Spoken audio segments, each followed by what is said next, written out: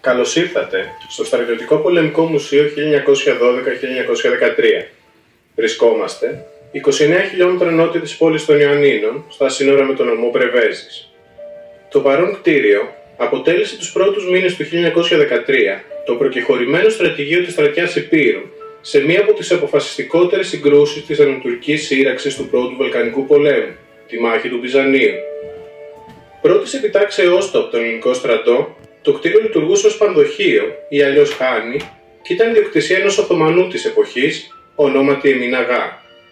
Η μορφή που έχει σήμερα το συγκρότημα διαφέρει από το αντίστοιχο της τότε εποχής, το οποίο διέθετε περισσότερα κτίσματα περιμετρικά της εσωτερικής αυλής, όπως καταστήματα, στάβλους, εστιατόριο, αχυρώνες και άλλους βοηθητικούς χώρους. Μετά το πέρας των επιχειρήσεων του Πρώτου Βαλκανικού Πολέμου, χρησιμοποιήθηκε ως τοπικός σταθμός της χωροφυλακής. Το 1950 πέρασε στη δικαιοδοσία του Α Σώματος Στρατού, το οποίο προέβη σε εργασίες συντήρησης και αποκατάστασης, φέρνοντάς το στη μορφή που βλέπουμε σήμερα. Στον πρώτο όροφο του κτηρίου κατά τα σειρά στεγάζονται το γραφείο του Αρχιστράτηγου Διαδόχου Κωνσταντίνου, όπου ο επισκέπτης θα βρει την αυθεντική στολή εκστρατείας του και διάφορα προσωπικά του αντικείμενα.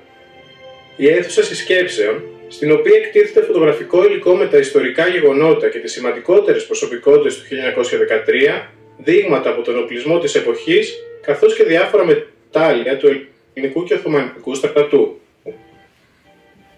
Ακολουθεί το δωμάτιο που φιλοξενεί έργα του ζωγράφου Κενάν Μεσαρέ και τέλος η αίθουσα που με τη βοήθεια μιας οπτικοακουστικής εγκατάστασης εξιστορείται η μάχη του Μπυζαντίου. Στον κάτω όροφο υπάρχουν χώροι που εξυπηρετούν το προσωπικό που στρατονίζεται για τις ανάγκες φύλαξης του μουσείου. Πώς όμως ένα απλό χάνι κατάφερε να στεγάσει το ευφυές σχέδιο τακτικής μιας ολόκληρης στρατιάς, σχέδιο που οδήγησε σε νίκη ενάντια σε έναν καλά εξοπλισμένο αντίπαλο, με πρωτοποριακή για την εποχή αμυντική οχύρωση κάτω από εξαιρετικά αντίξωες καιρικές συνθήκες. Τον Οκτώβριο του 1912, ο γενικευμένος γεωπολιτικός αναβρασμός στις παρυφές της Οθωμανικής Αυτοκρατορίας ξεσπά με τη μορφή του Πρώτου Βαλκανικού Πολέμου. Ο λεγόμενος Βαλκανικός Συνασπισμός ξεκινά σειρά επιθέσεων σε κάθε πλευρό της Οθωμανικής επικράτειας στη Βαλκανική Χερσόνησο. Στις 4 Οκτωβρίου 1912, η Οθωμανική Αυτοκρατορία κηρύσσει τον πόλεμο κατά της Βουλγαρίας και της Σερβίας, όχι όμως κατά της Ελλάδας, καθώς ήλπιζε ακόμα σε ειρηνικό διακανονισμό. Παρά το γεγονός αυτό, την αμέσως επόμενη ημέρα η ελληνική κυβέρνηση κηρύσσει τον πόλεμο ως μέλος του Βαλκανικού Συνασπισμού. Ο ελληνικός στρατός κινείται σε δύο μέτωπα. Προτεραιότητα έχει δοθεί στη στρατιά Θεσσαλίας, που έχει ως αποστολή τη σταδιακή απελευθέρωση της Μακεδονίας. Η έτερη στρατιά, αυτή της Υπήρου, λειτουργεί σε πρώτη φάση επικουρικά, προστατεύοντας τα πλευρά της στρατιάς Θεσσαλίας. Αυτό ωστόσο δεν την εμποδίζει να προελάσει δυναμικά στην Ήπειρο, απελευθερώνοντας τη Φιλιππιάδα και την Πρέβεζα, μέχρι να βρεθεί αντιμέτωπη με τη γραμμή άμυνας του Μπυζαντίου. Λόγω της δυσκολίας στην εξέλιξη του αγώνα της στρατιάς Υπήρου, η επέμβαση του Αρχιστράτηγου Διαδόχου Κωνσταντίνου καθίσταται απαραίτητη, έχοντας ως επακόλουθο την ανάληψη της διοίκησής της από τον προκάτοχό του, στρατηγό Κωνσταντίνο Σαμπουτζάκη.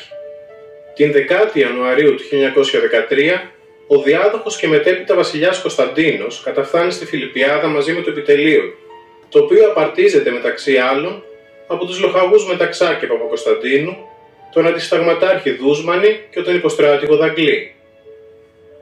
Στο χάνι του Εμίν Αγά εγκαθίσταται το Γενικό Στρατηγείο και αναλαμβάνει τη διοίκηση της στρατιάς Υπήρου.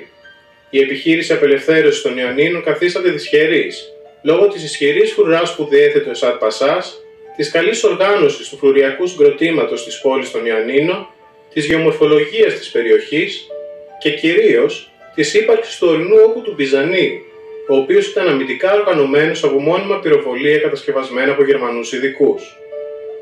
Οι δυσμενείς καιρικές συνθήκες τον χειμώνα του 1912-1913 επηρέασαν τη μαχητική ικανότητα του ελληνικού στρατού εξαιτίας των κρυοαπαγημάτων και της εξάπλωσης ασθενειών, χωρίς όμως να κάμψουν το ηθικό, την ορμή και το άσβεστο πάθος για την απελευθέρωση της πόλης των Ιωαννίνων. Ο διάδοχος Κωνσταντίνος μαζί με το επιτελείο του οργάνωσε και σχεδίασε τις επιχειρήσεις της στρατιάς Υπήρου στο δωμάτιο στο οποίο στεκόμαστε σήμερα, αναδεικνύοντας το έτσι σε ένα νευραλγικής σημασίας επιχειρησιακό κέντρο.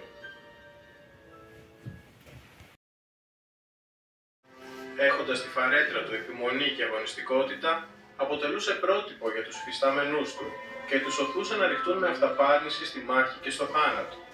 Ο Βελισσαρίου κατάφερε να διαμορφώσει μια δυσδιοίκητη μάζα ορεσίβιων τσολιάδων στην ενδοξότερη δύναμη του ελληνικού στρατού, καθιστώντας τον Εύζωνα ένα διαχρονικό είδαλμα. Η διοικητική του δεινότητα και το βαθύ αίσθημα πατριωτισμού του έλαμψαν σε όλες τις μάχες που έλαβε μέρος. Στον Ελληνοτουρκικό πόλεμο του 1897, ο ανθιπολοχαγός Βελισσαρίου συμμετείχε στη μάχη της Μελούνας.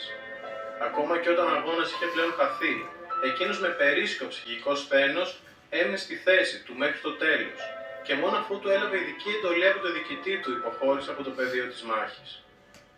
Κατά τη διάρκεια του Πρώτου Βαλκανικού Πολέμου, ο Βελισσαρίου ταγματάρχης πλέον θα συμμετάσχει στη μάχη του Σαρανταπόρου, η νικηφόρα έκβαση της οποίας άνοιξε τον δρόμο για την απελευθέρωση της Μακεδονίας. Η Βελισσάρια ορμή έφτασε στο απόγειό της στη μάχη του Μπιζανίου για την απελευθέρωση των Ιωαννίνων. Ήταν 19 Φεβρουαρίου του 1913 όταν τέθηκε σε εφαρμογή το σχέδιο επίθεσης της ελληνικής στρατιάς εναντίον των Ιωαννίνων. Η δεύτερη φάλακα του Β' τμήματος στρατιάς εκπλήρωσε την αποστολή της να καταλάβει το χωριό της Παιδινής. Όμως, το πάθος του Βελισσαρίου για ολοκληρωτική νίκη τον οδήγησε να συνεχίσει την προέλασή του, δίχως να περιμένει περαιτέρω εντολές. Με μια τολμηρή παρίσφρηση στο δυτικό τομέα των επιχειρήσεων, το πρώτο σύνταγμα Ευζώνου, με προπορευόμενο το ένατο τάγμα υπό τον ταγματάρχη Ιωάννη Βελισσαρίου, κατάφερε να φτάσει στον Άγιο Ιωάννη, στις παρυφές των Ιωαννίνων.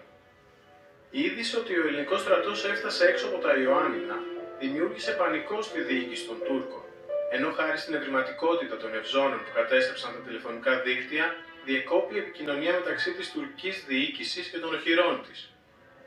Έτσι, την 21η Φεβρουαρίου του 1913, ο Εσάτ Πασάς πρότεινε την άνεφόρον παράδοση του τουρκικού στρατού, αγνοώντας πως τόσο στο Μπιζάνι όσο και στον υπόλοιπο ανατολικό τομέα, οι τουρκικές δυνάμεις διατηρούσαν ακέραιες τις θέσεις τους.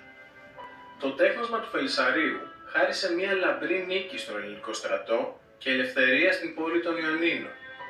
Κατά την παράδοση της πόλης στον διάδοχο Κωνσταντίνο, ο τελευταίος του είπε «Είσαι άξιος ραπίσματος, αλλά και φιλήματος. Εγώ αρκούμαι εις το φίλημα». Κατά τη διάρκεια του Δευτέρου Βαλκανικού Πολέμου, ο Βελισσαρίου συμμετέχει στη μάχη Κιλκής Λαχανά. Κινούμενος έφυπος και ακάλυπτος, περνούσε μπροστά από όλους τους άνδρες για να τους εμψυχώσει, κερδίζοντας έτσι την προσωνυμία ο Μαύρος Καβαλάρης.